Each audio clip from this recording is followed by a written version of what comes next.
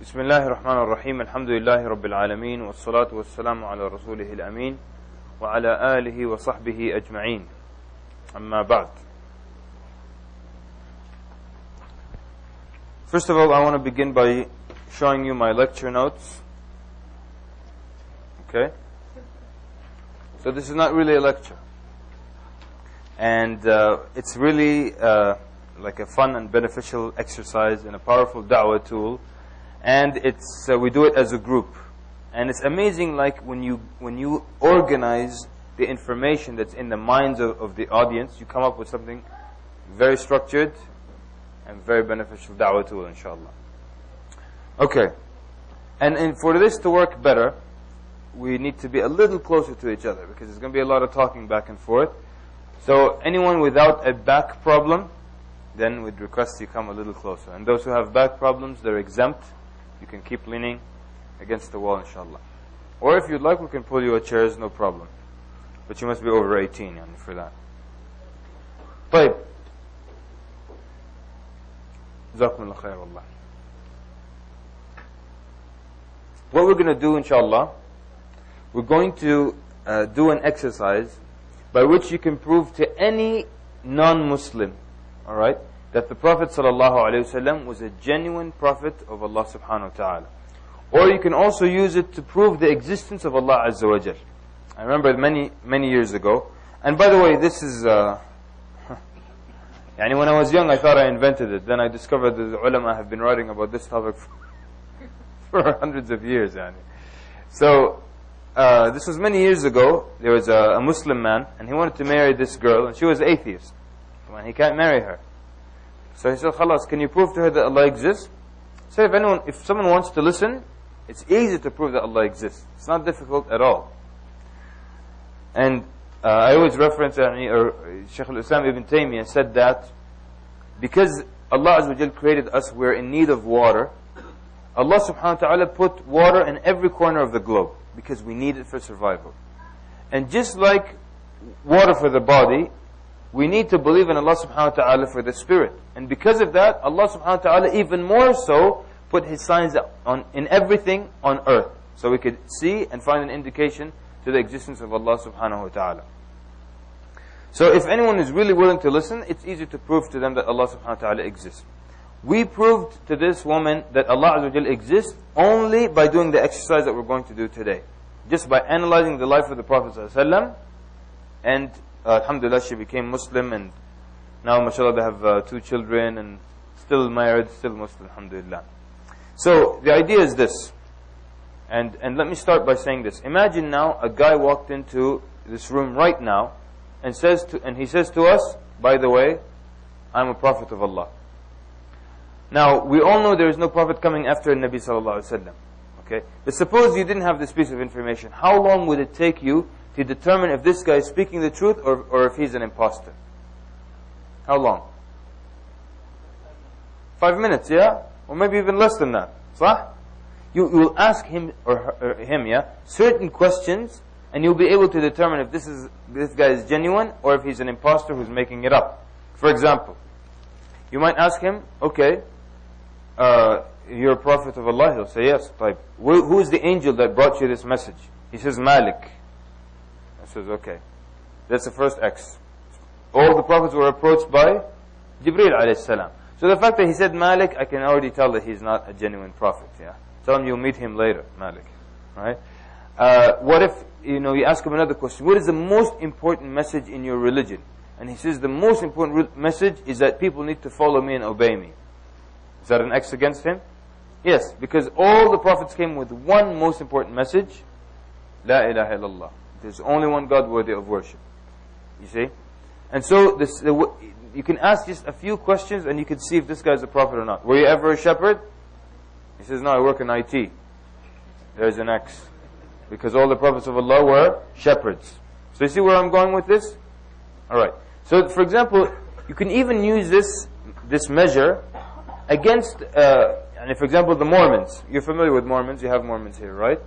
So if you look at the Mormons, and actually we said this to their missionaries, said, "Look, what you claim to be a prophet, your prophet doesn't fit the mold of any of the prophets of God before him.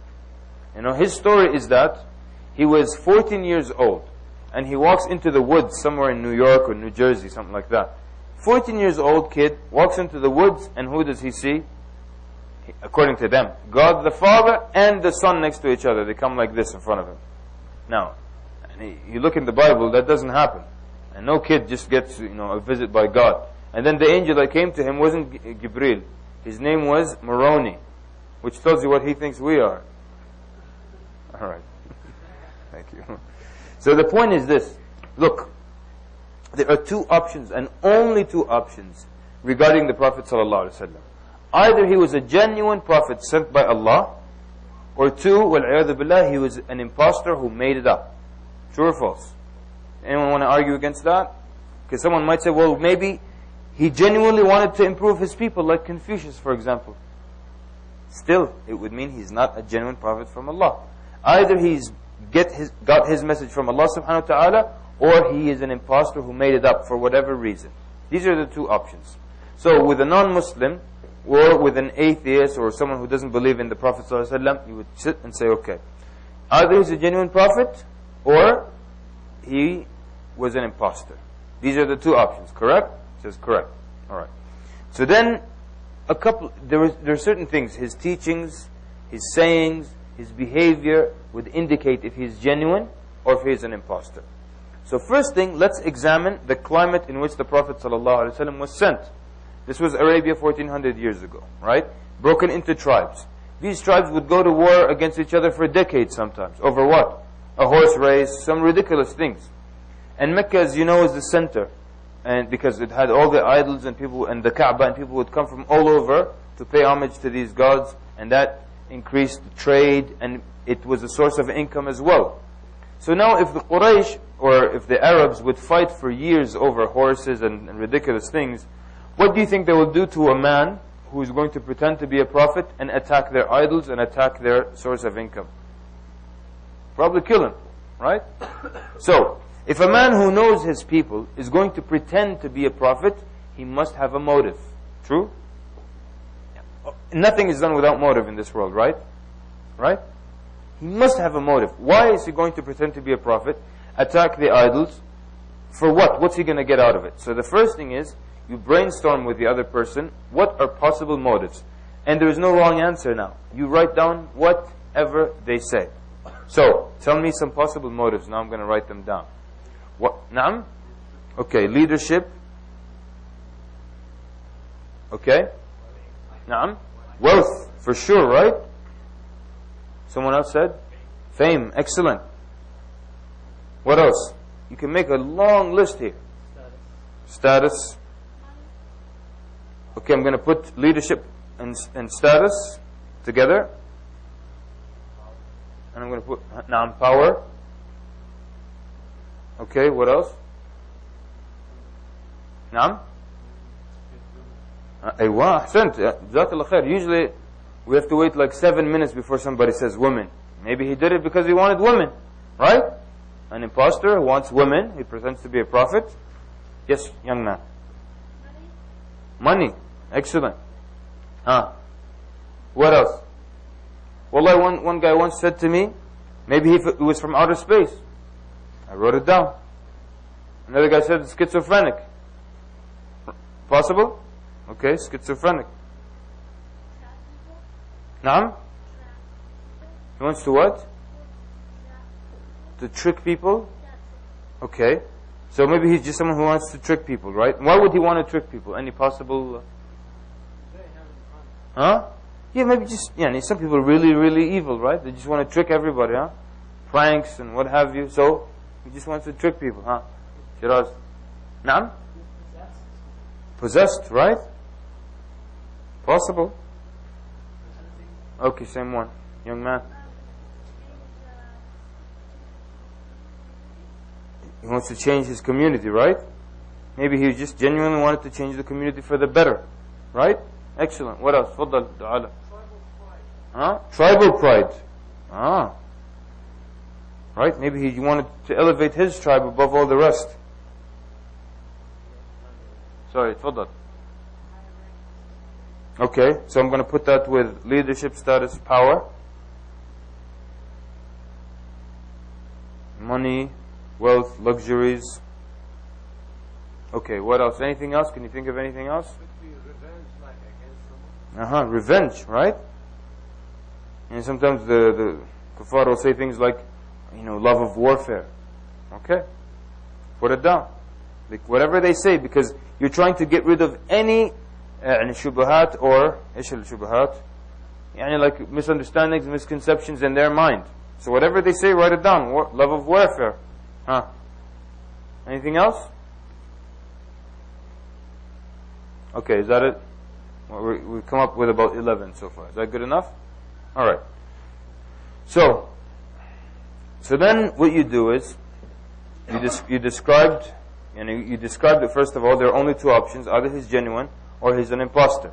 Somebody walks in through this door right now, either he's genuine or he's an imposter. Two, you describe the area and the environment in which the Prophet ﷺ was sent. Arabia, and this is the situation. He knows if he attacks their idols, they're going to try to kill him, or go to war against him, or try to assassinate him. So then he must have a strong motive to risk his life. And then you write down whatever motives they say, you write it down. And now you go through them and analyze them one by one. Alright? And you see. And by the way, just also sometimes this works with confused Muslims.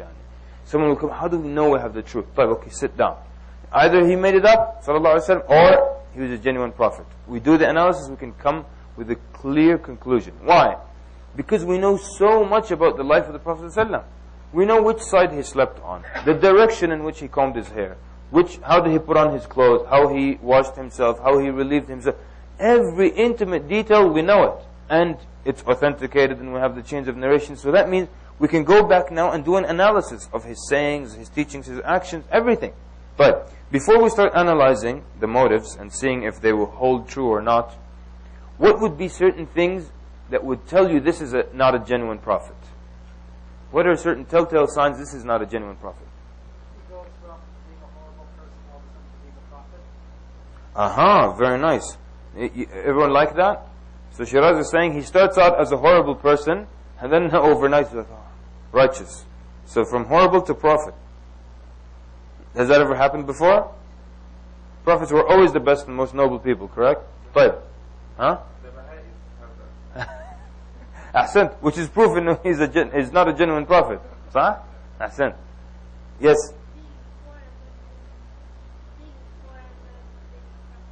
MashaAllah, Jazakallah khair. No, not being poor and then suddenly being rich, maybe. Not being a prophet. Because most prophets were poor, right? Or a lot of them.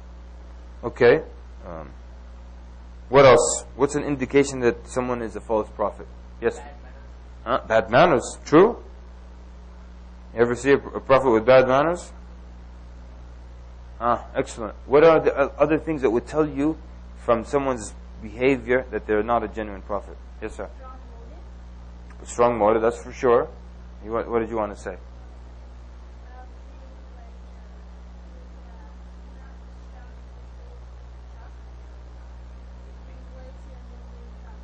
So all that kind of bad manners, like being lazy, a coward, right? Doesn't befit a prophet. Shiraz, you want to say something? Holes in the story. Holes in the story. Makes sense? Right? You know what I'm saying? Greed, any kind of bad characteristic. How about things like, for example, he will teach something but he won't practice it. That's a sign of someone who's not a genuine prophet. If he's not a genuine prophet, he has to write his own book. قُمِ اللَّيْلَ إِلَّا قَلِيلًا. Spend the night in prayer except for a little of it. The imposter does what? He'll sleep most of the night except for a little of it. If that. True? So he'll have holes in his story. Then he'll have to write a book. Correct? Because he's an imposter. He'll write his own book. What things in that book would indicate he's an imposter? Naam? Contradictions. So contradictions would indicate he's an imposter. Ahsant. Most of the book will be about him, how great he is, how excellent he is. Yes?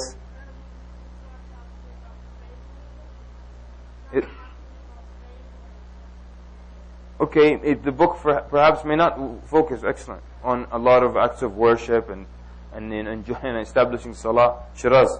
He'll have hidden Mm-hmm. What do you mean by that?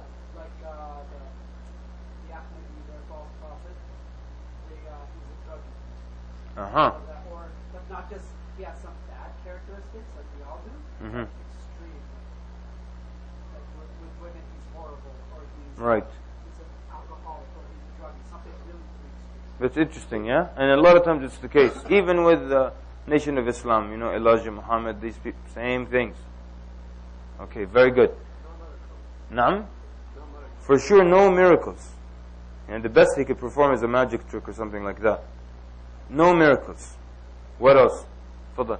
Probably ask for money or... Uh-huh. So then basically what we're trying to say is the motive will be reflected in his teaching, his book. So for example, he wanted money, his book will say, give your money to the Prophet. Give 50% of your earning to the Prophet. If he wanted women, the book would say, give your women to them. Bring your wife for blessing to the Prophet. Bring your daughters to be blessed by the Prophet. And sorry to say, in one of the Muslim countries, this is happening now. In our times, in our lifetime, people in the small village and ignorant, he'll bring his wife to be blessed by the Shaykh. Shaykh will pick her up in the morning, inshallah. Can you believe this in our lifetime? What else? Shiraz, you had your hand up? Oh, sorry, man. طيب. Very good. So now we اتفضل. نعم. Okay.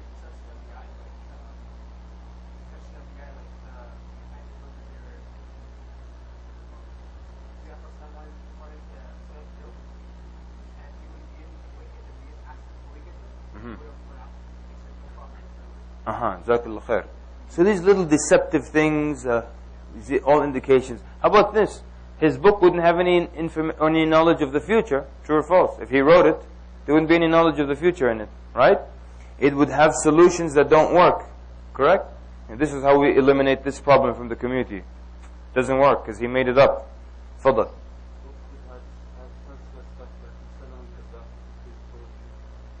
It'll have useless, senseless things like Musaylim al-Kadhab, You know the story. You know Musaylim al-Kadhab, the guy who pretended to be a prophet, and you know the story when he met Amr ibn al-As radiallahu anhu. Amr ibn al-As was a non-Muslim at that time, and so Surah Al-Asr was revealed. So Musaylim al-Kadhab asked, what has been revealed to this prophet? So Amr ibn al-As tells him Surah Al-Asr was revealed to him, and he recites Surah Al-Asr, which is very short. So Musaylim al-Kadhab says, I also have something similar like this has been revealed to me. And he starts to say the dumbest lines you will ever hear about some kind of animal like a hyrax, like a small furry animal, and he digs a lot, and it's so dumb. Amr ibn al-As was a non-Muslim at that time. He looked at him and he said, Wallahi, you know that I know that you're a liar. It's clear, yani. This is a non-Muslim. It's like, it's clear you're lying. Tfaddal.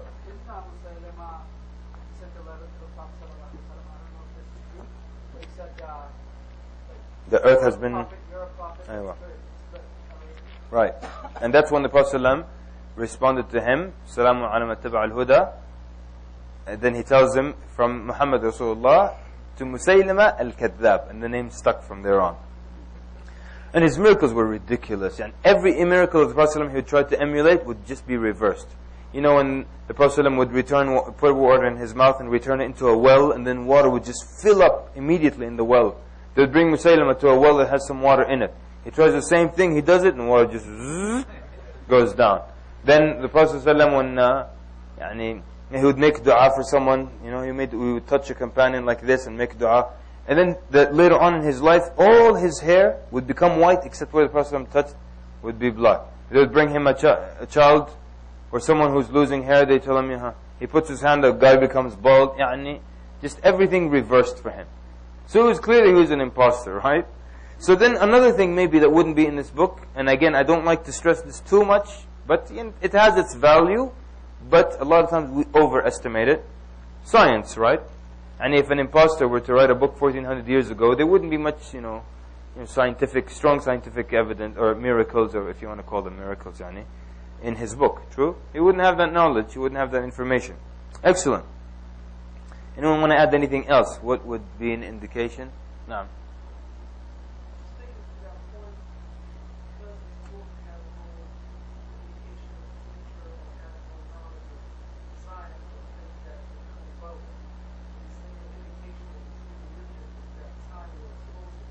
أيوة أحسنت. Yeah, جزاك الله خير. Right, yeah, beautiful, and you put it nicely. Time would expose that book, and over time people would look back and say, oh, what's this guy talking about? But if it holds true to the test of time, then we know it must have been from a divine being that had knowledge of the future as well, and didn't make mistakes. Right, very nice. So now let's go back to our possible motives. Let's start with the easiest one.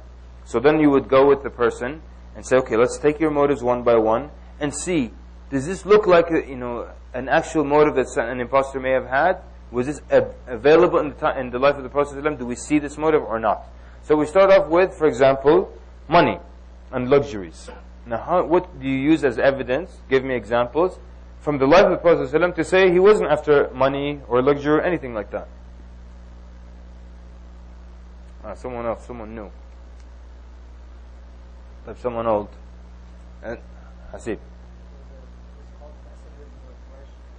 Sorry?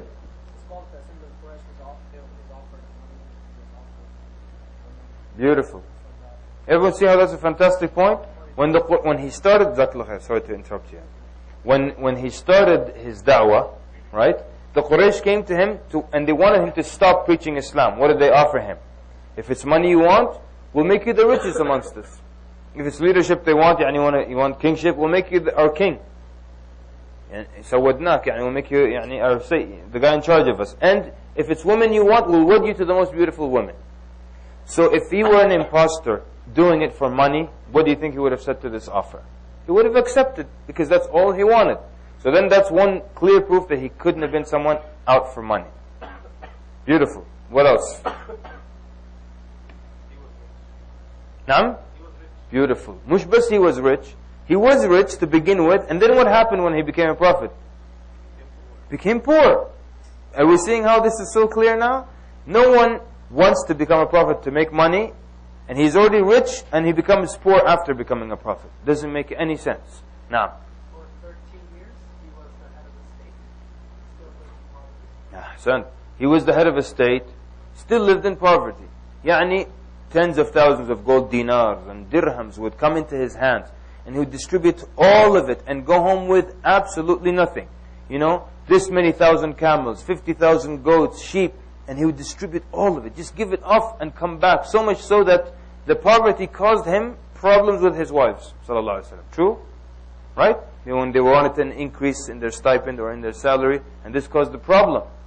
So someone who wanted money, when he gets thousands and hundreds of thousands in his hand, he'd keep most of it. Excellent. What other proof that he wasn't after money? Naam? Afwan?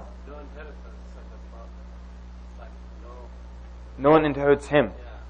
Okay. That means he does not have any. Ahsant. So, Jazakallah khair, Ustaz Khalid. So, at the time of the death of the Prophet ﷺ, there was nothing to inherit from him.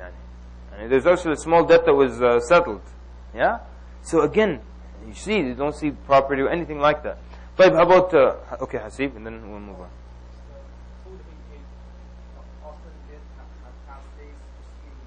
Ahsant. Okay, so now this is the narration of Urwa ibn Zubair radiallahu anh, where he asked Aisha radiallahu anha, and she would tell him that for 2 months no fire would be lit in the house of the Prophet sallallahu alaihi wasallam. They don't light the fire to cook anything. 2 months. So then he would ask her, how would you survive? She said, على الأسودان. Literally it means the two blacks. It refers to dates and water. Because dates, dark in color, but they're usually followed by water. And imagine just living off of dates and water. Can you imagine that right now? We just hear these things and yeah. But imagine now you stop doing. We're so used to meat, and we'll start biting people in the masjid if we don't eat meat for a while like that. So this is again proof. Yes, young man.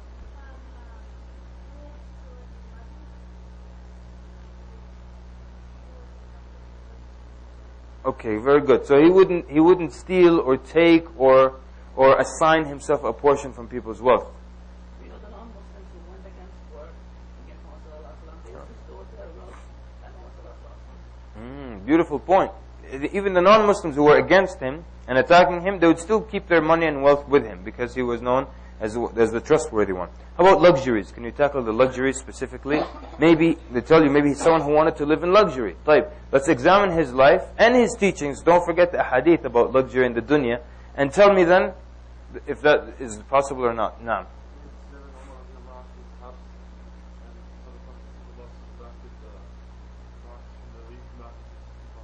From the what mat? Reed mat, ahsan.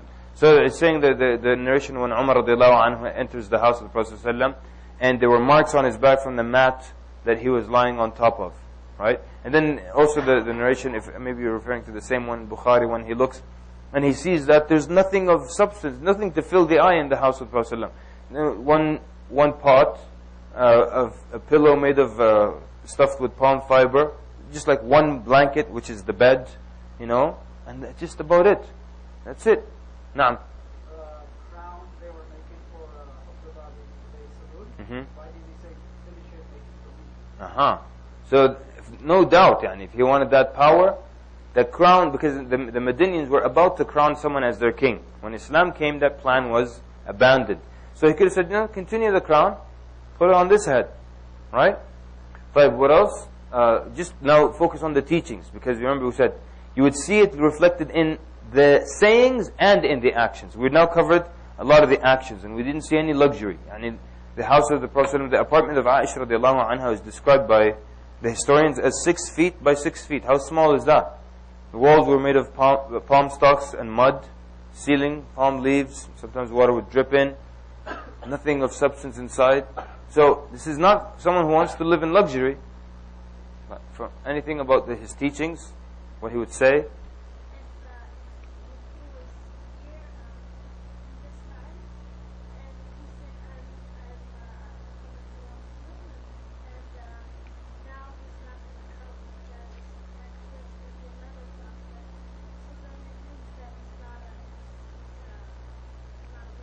and are you saying that someone today, if someone said he's a new prophet, what's your name? Umar, mashallah alayk, you're a smart man, Umar. Okay, any hadith about luxuries and things? And didn't the Prophet always tell us to not want too much of the dunya and the materialism? Fadal. We're forbidden, the Muslim Ummah, to drink from or eat from silver and gold utensils. Right? Isn't that proof of leaving the luxuries? Prophet didn't have any gold utensils, forbade people to drink in that. He told people to be in this dunya as a traveler. Right? When you're traveling, you only take what you need for the journey. Right? And if you imagine you're driving from here to Toronto, and then you see a great sale on furniture, sofas, desks, dining tables. You're driving your car, even if it's $1 each. Are you going to buy anything? You can't. You're on a journey. Where are you going to put this stuff? You only take what you need for the journey. You buy your sandwich, you drink, only what you need for the journey. There's a huge sale on, lawnmowers. I don't care. I'm traveling. I only take what I need for the journey. True? He said that's how we should live in this dunya. Take from it what we need for this journey to the akhirah. But we hoard. Right? Anything else? Last thing. Fadal. That person that came from a tribe and was asking him for some charity, and they told him, you see these between sheep and all between these mountains, it's yours. And he told him, what you doing? Are you laughing at me or something? No, he said, it's all yours. And he went back to the tribe and said, I came from a man who gives. He does not feel poverty. Aywa, Jameel, beautiful. So that story of the man who came, the Prophet said, everything in this valley of her livestock is yours. And the man said, are you joking? He said, it's yours. And he took it. And he went back to his people and he said, I came from a man who gives as if he doesn't fear poverty. Right. So excellent. So now you see what we're doing, right?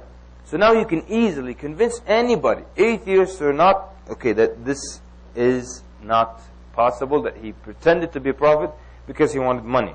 But what if it's just someone who just wanted to be a leader, wanted to have high status, and wanted to have power? What things from his life, sallallahu alaihi wasallam, and his teachings will prove that was not the case? Munib. Excellent. He said, "La tutruni, do not overpraise me, as the Christians overpraise the Son of Mary." And if he is someone who wanted praise and that would have been the first. It would all be about praising him. But he forbade people from praising him. Excellent. What else? Okay.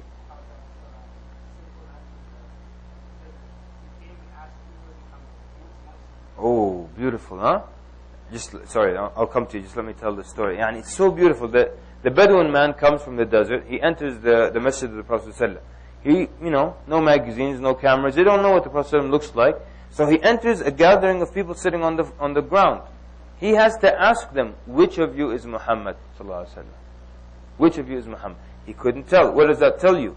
It tells you the Prophet ﷺ was dressed like everybody else and seated along with everybody else. Now, for most religious, groups and what have you, and temples, you can never be mistaken as who is the big shot. And I always tell people, and you go to some, religious groups, and you find the guy at the door, he's got a hat like this big, right? Then you go inside, there's a guy with a much bigger hat. Then you go inside, there's a guy whose hat is so big, it's about to break his neck. You know this guy is the boss, for sure, right? The architecture of the room tells you who's boss. True? No one ever in the history walked into a king's court and started speaking to the wrong guy. Why? Because the guy on the throne is the king. The guy with the biggest chair, the nicest cloak, the largest scepter, the biggest crown. You know who's the king. Even now, you walk into a board meeting, what have you, you know where the CEO sits. And everyone else has leather chairs. His leather chair has armrests on it. And it's at the head of the table. So, even the structure of the room now tells you who's boss. The way people dress tells you who's boss. The way people sit apart from everyone else tells you who's boss. But An-Nabi Sallallahu Alaihi Wasallam is sitting just like his companions, dressed as them, not sitting higher than them, not sitting on the throne. So this is not someone who wanted power. He would dress for power. Babe, what else? Munib. He forbade, and not just that, in the hadith he said, whoever would like for people to stand up to him, to greet him, then let him expect his place in the hellfire. Yeah? So he's saying the one who wants people, like when I enter, I want everyone to stand up for me, because I'm so great. This guy, let him expect his seat in the hellfire. So again, it wouldn't be befitting that his actions and his sayings go against the proposed motive here. Alright? Now.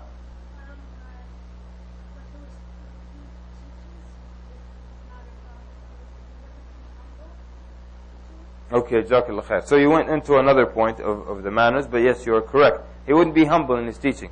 Hasib.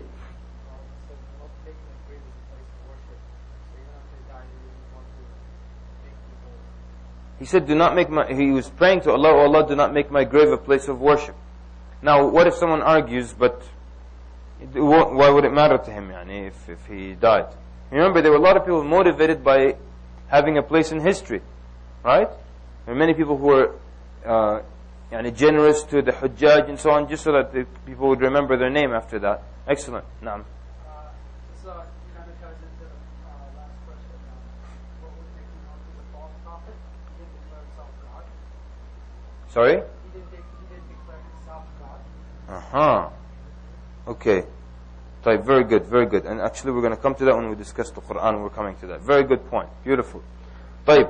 So now you understand. Now you start to see that, you start to give examples of if he was someone who wanted power, just like remember when the Quraysh came, they said, we will make you in charge of us. And he refused. So if he was someone who wanted power and fame and status, all that would be reflected in his sayings and in his teachings and in his life. In his book also, because he would have to write it. So the book would say things like, the Prophet, would he, in the book, in his own book now, this false prophet, would he just be a human being? And Muhammad is but a messenger. وَمَا مُحَمَّدٍ إِلَّا الرَّسُولُ قَدْ خَلَتْ مِنْ قَبْلِهِ الرُّسُلُ. Would it talk about him in humble terms, that إِنَّكَ مَيِّتٌ وَإِنَّهُمْ مَيِّتُونَ, you're going to die, they're going to die? Or would it elevate him in higher status? Would he be, as Shiraz said, would he be a god? Or would he be the son of God? Or would he be the right hand of God? Or would he be his servant and his messenger sallallahu alaihi wasallam? So it's proof again. So again, if that was the motive, it would be reflected in his teachings. Hasib?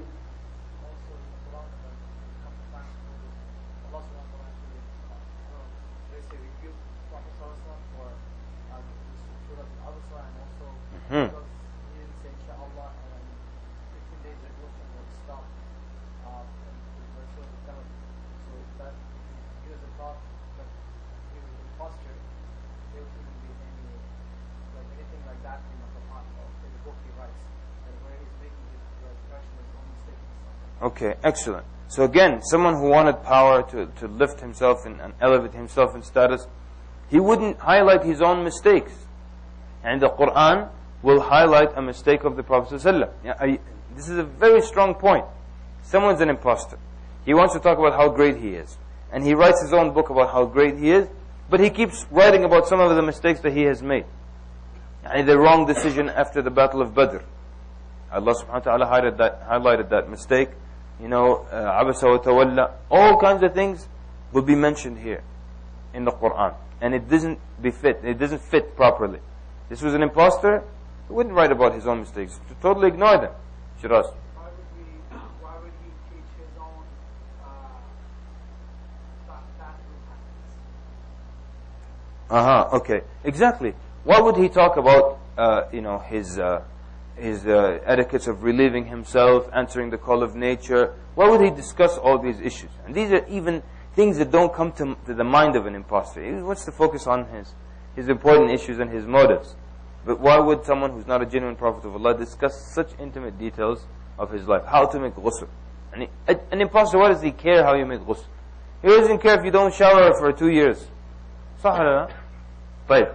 Okay, let's move on from this point. Yeah. So leadership, poverty, status, fame. Let's just put fame in there. Yeah. Okay, let's just do fame. Something specific about fame. If I want to be famous, most of the Quran will be about him. You know what I mean. Personally about him. Because a lot of the Quran does deal with the things in the life of the Prophet ﷺ, right? But it's not about him personally. If he wanted to be famous, a lot of the Quran would just be speaking about his personal stuff, making him popular. Some interesting things about the Quran is that the name Muhammad appears how many times in the Quran? 4 times. 4 times. I'm quite sure it's 4. Isa alayhi salam, how many times is his name mentioned in the Quran? I think 25, Zakul Khair. Dawud alayhi salam, 16. Musa alayhi salam, Naam? 146? Okay. And if you look at the list of most of the prophets, you'll see their name mentioned so many times, but the name Muhammad sallallahu alayhi wa sallam only 4 times. Now let me ask you this. Who on earth, as an imposter, who wants to write a book to make himself popular, talks more about other people? It's impossible. It doesn't make any sense whatsoever. Nobody wants to make himself popular. We'll talk about Musa alayhi salam most of the time. And we'll talk about Isa alayhi salam almost 6 times more than he would talk about himself. Doesn't make any sense. So the more you analyze his teachings, life, actions, and you'll see that any of these motives will not fit. So we crossed fame out of the list as well. Wait, what if someone tells you he wanted women? That's why he pretended to be a prophet. And his multiple marriages is proof that he wanted women. How do we tackle the women? No, not like that. Yeah.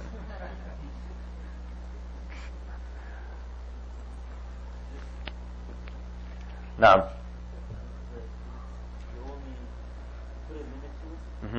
I want. Oh, you mean for people, right? For four for men. But what if someone says, well, he wasn't limited by the 4? Did the Quran limit anything for the Prophet ﷺ as far as women? لا يحل لك النساء. Yeah? There's a verse, right, where Allah subhanahu wa ta'ala tells him it's not permissible for you to marry after this. Right? If this was an impostor who did it for women, then there's no limit. But an impostor who risks his life because of women, he'd only marry 9 women? You think? Okay, let's analyze it. Naam? I don't know. Let's start from the beginning. From the beginning, first marriage, What about the first marriage of the Prophet that doesn't fit the description of a womanizer? Naam. No, you're 100% correct. Most of them were divorced, widowed. But let's start from the first one. We're going to go through all of them, inshallah. Nafis. Okay, you see that? Khadija radiallahu anha was 40, the Prophet was 25. Okay? Now, the womanizer usually will go for the younger woman. He doesn't marry a woman who's 15 years his senior. Now what else about Khadija radiallahu anha? She was she was no, بس يعني إنه that doesn't fit إنه he's a womanizer. And even they were proposing her, like, but she did not accept any. She accepted them. صدقت. She only accepted the Prophet ﷺ. But she was twice, you said it, but widowed actually. She was twice widowed. يعني she was married to the first husband, he died. Second husband, he died. Prophet ﷺ was the third husband. Now the womanizer, what does he usually do? Typically marry a young virgin. Womanizer. صح ولا? Everyone's embarrassed about the topic? Huh? True or false? Okay. طيب. So now, and she had children and everything. But that was the first marriage. And they remained married for how long? 25 years. صح. So 25 years married, and he only, in the whole 25 years, he's only married to one woman. Womanizer, why one? Yani, you can keep this one for 25 years, but marrying and divorcing, keep marrying and divorcing. And there were many people in Islamic history who loved to marry and divorce a lot. Yani. And how many did they? 60. Yeah? But, so what else? No, the second marriage of the Prophet ﷺ was to Sauda bint Zam'a, right? And the narrations go anywhere from 50, and the highest goes to 65 was her age when she married the Prophet ﷺ. But 50 to 55 is what people accept. So Sauda bint Zam'a radiallahu anha, also she was widowed. Her husband passed away, and she was about 50 or 55 years old. She's not a young woman.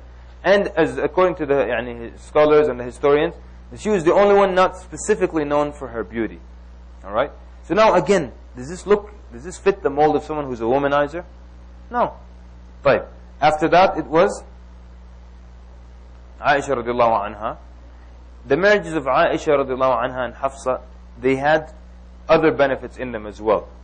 They also showed, these marriages showed the statuses of two great men.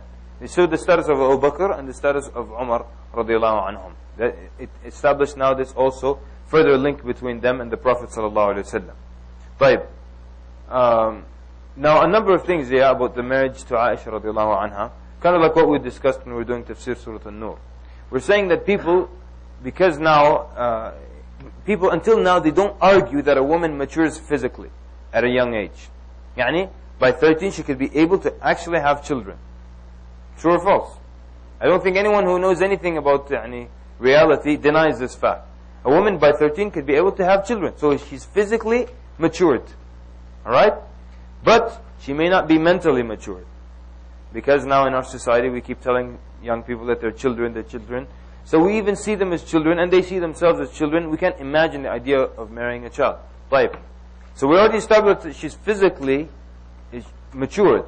What if now I find, but we're saying, what if now someone can find a woman who is physically matured at a young age and mentally mature at a young age? Now what's the problem? There isn't a problem. But you know what the problem is? The problem is what they refer to as ethnocentrism. It's when a group of people see what they do is right. And any of you travel to a foreign country where you don't speak the language, the people assume you have to speak their language. Yeah? And when you don't speak their language, they get upset. What is this guy? So you go to a country, wherever it is, and they'll just speak to you in their language. You go to China, they'll speak to you in Chinese. You're like, me no speak Chinese, but they'll keep speaking to you in Chinese. Because they... Excellent. So look, even in the supermarket they'll do that to you. Here, right? And not just the Chinese, but other people as well. And they'll speak to you in their language because you need to speak my language. Why don't you speak my language? It's all about me, me, me. So most cultures see their way is right. So now when people tell you your Prophet married someone who was young, they're just basing it on what their standard is. Our standard is right. And I use my standards to judge nations 1400 years ago. Totally different everything. Different levels of maturity, even different age at which a woman becomes, reaches menses and so on and so forth. But it's just my standard is right, so if what's beyond that or below that is wrong. Okay? So anyway, so the second marriage was to Aisha radiallahu anha. Third, afwan. And the marriages of Aisha and Hafsa, for example, they showed part of the benefit. They showed the place of Abu Bakr and Umar. the marriages of Safiya bint Huyay ibn Akhtab and Juwayri bint al-Harith, for example, there was a da'wah, and Ramla bint Abi Sufyan, Habiba, there was da'wah benefit in it. Because he marries the daughter of the chief or the biggest leader of this tribe or that group. And what that does, it softens the hearts of the followers of that person. You know, just like when Juwayri bint al-Harith, the Prophet ﷺ married her. This was right after a battle, and all her tribe men and members were prisoners of war of the Muslims. When the Prophet ﷺ married her, the Muslims felt strange. Like now, the in-laws of the Prophet ﷺ are prisoners. So they let them all go in huge numbers. This was unheard of for the Arabs. You conquer a group and just let them go immediately, same day. So they start to enter into the religion as well. That's why Aisha radiallahu anha used to say that I don't know of any woman who's more of a blessing to her people than Juwayriyah. So the wedding with Juwayriyah radiallahu anha caused all this. So there's da'wah benefit. Now I'm not saying that's the only reason. There's da'wah benefit as well. But let me tell you something.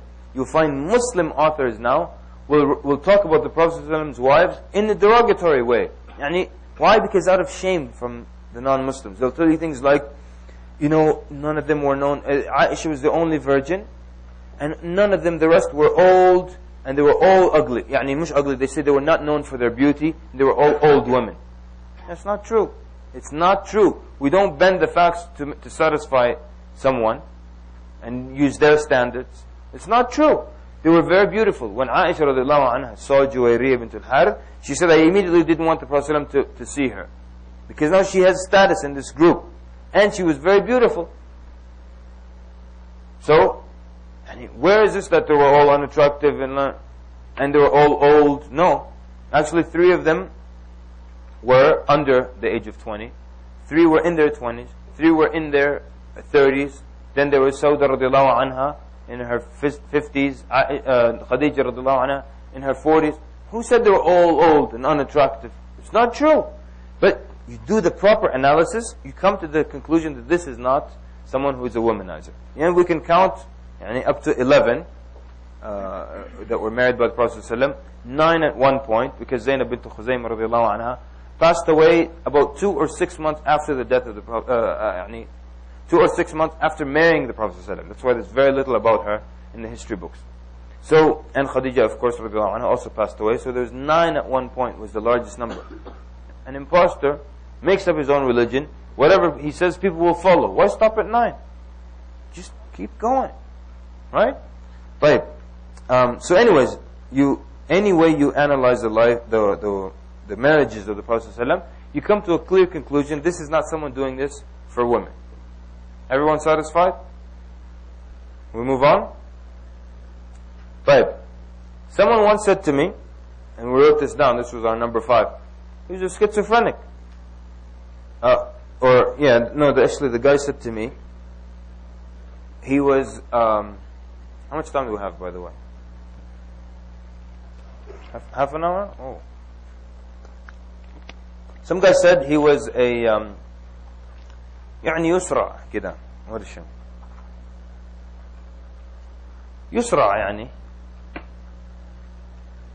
epileptic, and he gets into these seizures, and when he's out he hears voices, and when he regains consciousness he says, this is what has been revealed to me, so now what, some of these are much easier than others. So this guy, I just asked him his question back. Said, okay, how many epileptics lived and died before the Prophet ﷺ and after the Prophet ﷺ? He said thousands. He said, how many of them came with anything half as good as this?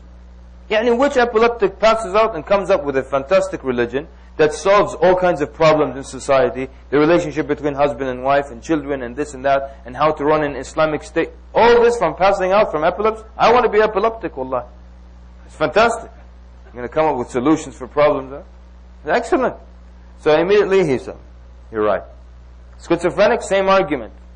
Schizophrenic, how many schizophrenics lived and died? None of them came with a fantastic religion with no mistakes. Schizophrenia is the best illness to get then. How many of them had followers? And who follows a schizophrenic?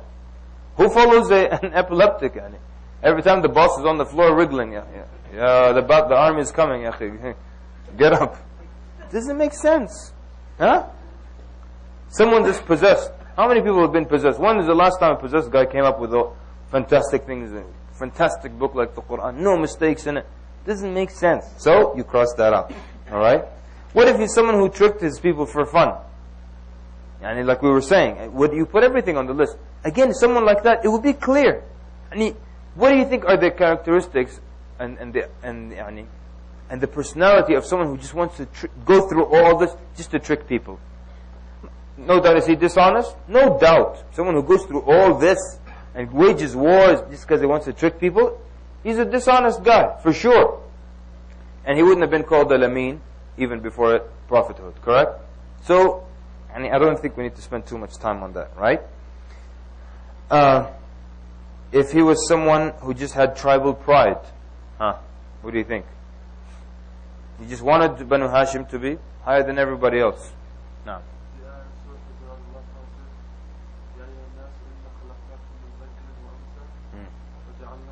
So Brother Munib is quoting verses that's saying that we have created you from a male and female, and we have made you into tribes and nations so that you may know one another. Yeah? And the Prophet ﷺ then is the one who preached that no one's better than anyone, based on lineage or anything, except through taqwa. Right? So how many times did he speak against this kind of thing? How many times did he tell, when the Aus and Khazraj were about to fight, he said, or call each other's tribes, he said, دعوها فإنها منتنة. He said, leave this kind of call because it's منتنة, wretched, has this horrible stench to it. Yeah? This is not someone who is promoting tribalism. Hasib. Hold on. Ya salam alayk. Genius. Huh? Beautiful. Hasib said he fought against his own tribe. Beautiful or what? How would someone who is about tribalism, wants to elevate his tribe, fight against his own tribe? Ahsan. There were Banu Hashim in the army of Badr and so on and so forth. Right. Very good. What if he's just someone who loved warfare? This is very easy also. Someone who loved warfare. Now, if he was someone who loved war, he'd just be the aggressor all the time. Always good going out to attack people, right? If he loved warfare. I had another point about that. What else about if he loved warfare? Why sign the Treaty of Hudaybiyah? Like, listen, I'm a prophet of war only. I love warfare. What else? We have only two left, and one was, I just wrote down, I don't remember really, it says revenge here. Maybe someone who wanted revenge.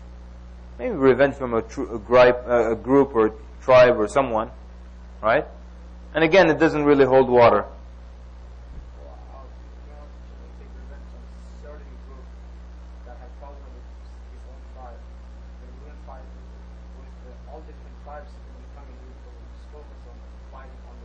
Ahsan. All the tribes came against him.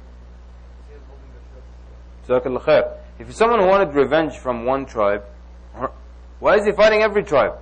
This is someone who hates all tribes.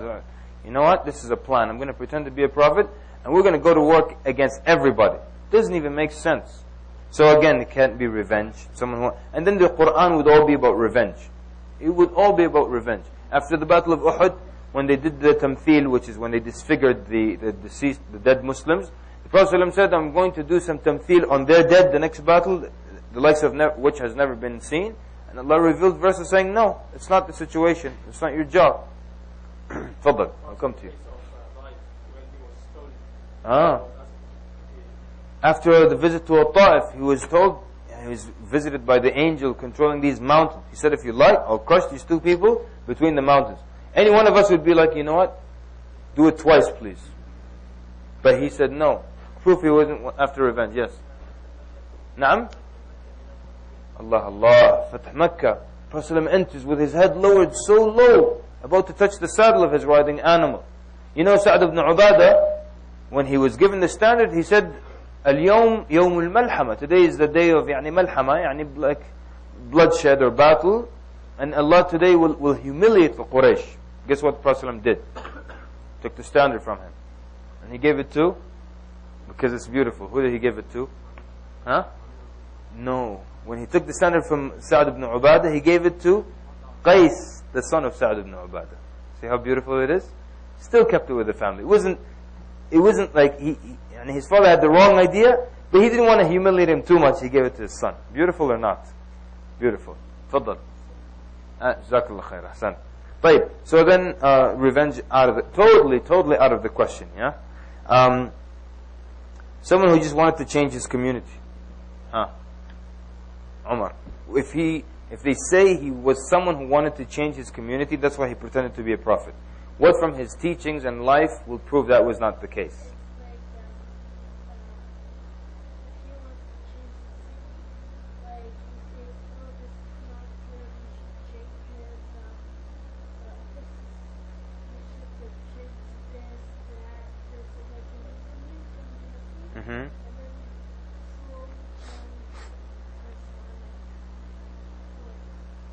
Slowly change what? Okay, so you're saying that he would make his changes gradually? Okay, طيب, جزاك الله خير. طيب, what else? What's proof that this isn't someone who just was out to change? نعم, تفضل.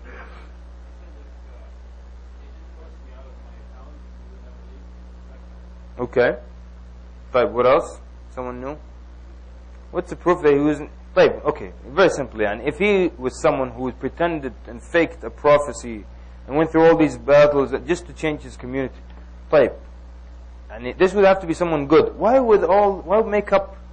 talk about jinn, and why even talk about relieving yourself? He wants to change how his community relieves themselves, يعني? Why go into these details? Everyone understand this point or not? Yes? It doesn't make sense to go into all this talking about jinn and all kinds of and describing the health of hellfire and paradise in detail and going into all this and talking about how to relieve yourself, how to make wudu. He wants to change his community. Maybe he wants to remove certain vices. Yani.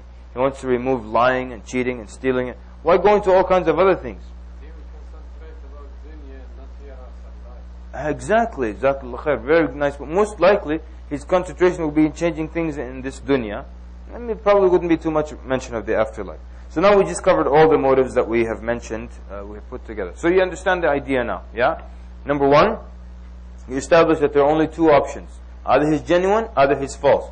We can know from his teachings, sayings, writings, actions, yani writings of course in that case, if he was genuine or not, because we can analyze them. We have a lot of detail about his life, sallallahu alaihi wasallam. Two, you described Arabia, and it's a tough situation. Someone's going to attack their idols. They're going to try to kill him, assassinate him, fight against him. He must have a strong motive. What do you think the motives are? List them down. Then go through them one by one, proving how they were not a possible motive in the life of the Prophet ﷺ. So that means you're left with one thing, that he was a genuine Prophet of Allah, right?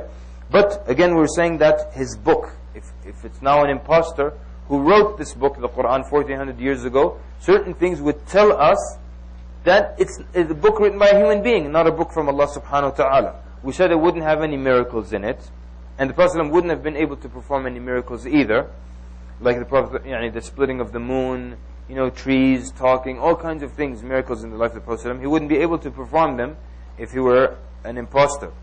For example, if the Prophet wrote the Quran, he wouldn't be able to mention things about the future in the Quran. But the Quran has things in the future. Give us some clear ones. تفضل. نعم. أيوة, Surah Al-Rum. Everyone know the story, right? When the Persians and the Romans had a great battle, and the Muslims were cheering for the Romans. Why? Because they were Ahl Kitab and they believed in the same God. And the Persians were Magians, right? So when the Rome were defeated, the Muslims were saddened, and the Kuffar were happy about that, and they were teasing the Muslims. And then Allah Azza wa Jal revealed غُلِبَتُ الرُّوم, that the Rome have been defeated, وَهُمْ مِنْ بَعْدِ غَلَبِهِمْ سَيَغْلِبُونَ. And they, after this defeat, in an odd number of years, في بضع سنين, in an odd number of years, 7 or 9 or so, will again re-defeat or defeat the Persians for this, in return. So this was something in the future, and it actually happened after how long? نعم. لا بضع, odd number. 9, صح? In 9 years exactly, the Romans and the Persians had another battle, and this time the Rome is not really Romans. Rome was used to refer to the Europeans in general. So Rome defeated the Persians, No man could have known this. The verse was revealed 9 years before the battle. Who even knew there was going to be a rematch? Only Allah Azza wa Jal. But what else is clear about the future in the Quran? Naam. Yes, sir. Okay, that's a hadith though. Yeah, ahsan. But it's also true. Because in a hadith, yeah, all of the signs of the Day of Judgment, people competing, the Bedouins competing in tall buildings and things of that sort. So these are, again, this is knowledge of the future that the Prophet wouldn't have known, and that's very true. However, we're only focusing on the Quran so far. What's future in the Quran? Surah Al... Which part of it? But what if someone argues with you يعني صحيح يأجوج المأجوج ممكن واحد يقول طبعا يمكن ما حيطلعوا أصلا بس في ناس يقول لك إنه طلعوا بس دول مجانين يعني ما قرأوا الأحاديث ويصور لك the barrier يقول لك they came from here أيوة أحسنت جزاك الله خير أيوة جزاك الله خير Surah Al-Nasr, people. Surah Al-Nasr was revealed when? It's really unbelievable. It was revealed as the Prophet was coming back from signing the treaty. It was after the Treaty of Hudaybiyah, where the stipulations of the treaty were oppressive and against the Muslims. It seemed like this is a time of defeat. Here comes the short surah saying, when you see people entering into the religion of Allah in crowds, when the victory of Allah and the help of Allah comes, at this time, only Allah can say something like that. But what else? One more thing maybe. It's quite clear. Aywa Surah Al-Masad. Is that what you were going to say? Aywa Surah Al-Masad. Ahsant. Tabbat yada abi lahabin wa tab. This was revealed when? In Mecca. Right? And it was saying that Abu Lahab, he will be in the hellfire. And his wife will be throwing and fueling that fire for him in the hellfire. But Abu Sufyan was alive at the time. He was an enemy of Islam. Right? And he didn't become Muslim then, nor after the Battle of Badr, nor Uhud, nor Al-Ahzab, not even at the time of Tabuk. When does he become Muslim? The eve of the conquering of Mecca. Years later. Imagine the Quran said, Abu Sufyan will be in the hellfire, then he becomes a good Muslim. It will be proof that, okay, you don't know knowledge of the future. Abu Jahl could have done one simple thing, Abu Lahab, afwan. He could have done a simple thing to disprove the Quran. What? Ashhadu an la ilaha illallah. There you go. Becomes a good Muslim, goes out to jihad, he does all the things with the Prophet ﷺ. Then what? But Allah Azza wa Jal says, he will be, which is proof that Allah knows he's going to die upon kufr, and he died upon kufr. There were other leaders, didn't die upon kufr, they entered into Islam. So this is clear knowledge of the future. But just because of time, I guess, it's almost 10 minutes, We said most of the book would have been about him, if he were an imposter. There wouldn't be any knowledge of the future if you were an imposter. There would be many contradictions in the book if it was written by a man. There would be a lot of, it would have a lot of proposed solutions for things, but they wouldn't work. It would be a failure. There would be also, the science, like I said, it has its value, but let's not overrate it. There wouldn't be all this scientific facts that are in the Quran that couldn't have been known. Some of them were discovered in 1970s and stuff. It's impossible without the necessary equipment that someone would have known this 1400 years ago. True? Fadlan. Naam. The growth of the fetus in the womb, some things about plate tectonics, some things about cloud formation, oceanography, all kinds of things that couldn't have been known to someone that long ago. I'm just saying, when you use science, just be a little careful, because not all science is science. So a lot of things are presented to you as science, and they're not all science. And sometimes there are different conflicting views, so you might show it to a non-Muslim. So you can pick some clear things, right? I'll share one with you that I like very much. In Surah Al-Nahl, of the bee, it was named so because Allah Azza wa Jal speaks about the bees in one of the verses. Then Allah subhanahu wa ta'ala describes that the honey, it's a liquid of different colors and in which there is benefit for people. Now this information was old. For thousands of years people knew that there was medicinal and good value to honey, right? But Allah Azza wa Jal, the interesting thing, mentions the bee in the feminine form. mentions the bee in the يَخْرُجُ مِن بُطُونِهَا, right? He's mentioning the bee in the feminine form, and guess what? All worker bees are the females. And the males are like the drones and stuff. They don't do honey. So Allah subhanahu wa ta'ala mentioned the female specifically, which is interesting. But there's something greater than that. Allah Azza wa Jalla says, يَخْرُجُ مِن بُطُونِهَا. Coming out of their bellies is a liquid in which, of different colors, and in which there is a benefit. Coming out of their bellies. What's so great about that? That's where honey comes from. The bees, they travel to thousands and thousands of flowers. They suck the nectar and they swallow it in their stomach. Then they come, and I know this isn't attractive, then they regurgitate it. They vomit out this nectar, and they dry it out with their wings, it becomes honey. Who could have known this? Who could have known this? 1400 years ago. Yani, it's impossible. When you add all the different fields of sciences mentioned in the Quran, because someone might be argumentative and tell you, no, he just studied bees, he loved bees, and he discovered this. Okay, he had time to discover this about bees, and this about the ocean, and this about embryology. You know, when you look at any quote-unquote great man in history, for example, not great man, but even inventors, scientists, Thomas Edison, for example, invented over 200 things. But all of them, for the most part, dealt with electricity and this type of field. Da Vinci, for example, he had interest in physics, he had interest in the biology, he would do some drawings of the human organs and things. But in the end, it's limited to 2 or 3 or the most 4 different fields of science. You list all the fields in the Quran, it's impossible one man could have excelled so much in all these different fields. You know, I'll tell you something. There was one time, I did this exercise with a co-worker. I said, okay, we just listed all the skills the Prophet ﷺ had. You know, from his counseling skills were superb. Raising children, superb. Dealing with the spouse, superb. Military tactics, superb. Every skill the Prophet ﷺ had, just list them.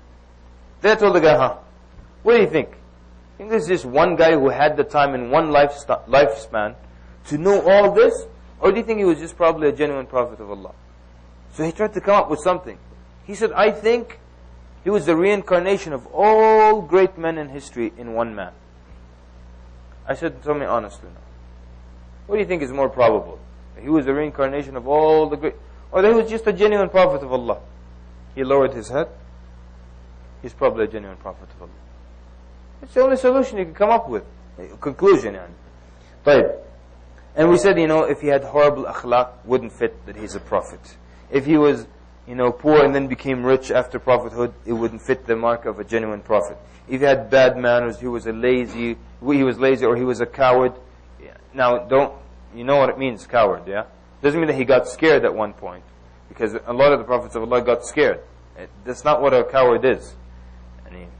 To get scared, the courageous person gets scared, but he doesn't act on his fear. That's all. So, prophets of Allah got scared. Musa a.s. got scared and ran from the magic or the sorcery or when he threw the staff, sorry. But it doesn't mean he was a coward. And then, of course, we said there would be holes in the story, discrepancies, inconsistencies, contradictions, differences between what he would practice and what he would preach. And so, you can only come to one clear conclusion, that he was a genuine prophet of Allah. And most people, when you do this exercise with them, they conclude that he was a genuine prophet of Allah. And either they accept Islam or they actually now know the truth and refuse to follow it. So anyways, I would love to hear some stories. Enjoy this. All you need is a blank sheet of paper and a pen and a kafir. And just go through it, okay? I'm going to conclude with one argument that I mentioned many years ago one time, and one of the scholars said, don't mention it, because not many people say it. And subhanAllah, last weekend in Toronto, there was a non-Muslim at the Journey of Faith conference, and he was saying it, subhanAllah. He was saying, this man, Muhammad sallallahu alaihi wasallam, never existed. People just made him up in the books over years. Yeah? Why? Look at his evidence. And this is proof that he has no brains. His evidence is that we don't have him mentioned in our books. طيب. And I actually remember talking to my history professor about this argument one time. And he was teaching African history. Not half of it. All of it is not in the Western books. So something doesn't exist until it's in your books. What did I say earlier?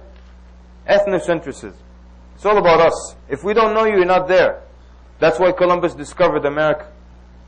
Yani when he landed, it showed up. There were people living there and everything. But he discovered it because the world to them is them. That's the world. Hasib.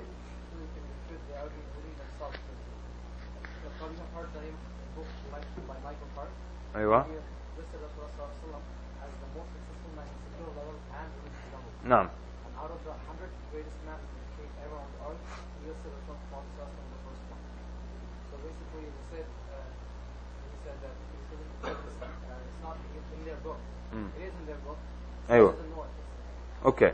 And not as prophet, but as the existence of Prophet. It's true. Yani the 100 is more of a contemporary book, but. Yani, since if something doesn't exist in your history books, that means it doesn't exist at all. Yani, you look at, for example, a lot of the history that was happening in China. It's never mentioned in any of the Eastern books. But then how about we reverse it? But none of your guys are in our books. Huh? True or false? Yani, you could tell us, a European will tell me your prophet didn't exist because we don't have him in our history. Okay. None of your people exist. King Edward didn't exist. Charlemagne didn't exist. Napoleon Bonaparte didn't exist. Nobody existed. Because none of them were in our books. Yani, since when does it work like that? But I know it's about time. I had a lot of fun. Jazakumullah khair, and you guys were excellent. Thanks for all your input. Wallahi, just try it. They have no escape. Just try it. Alright? No? طيب بارك الله فيكم صلى الله مبارك على محمد وعلى آله وصحبه أجمعين. There's 2 minutes, right? Very quickly. We have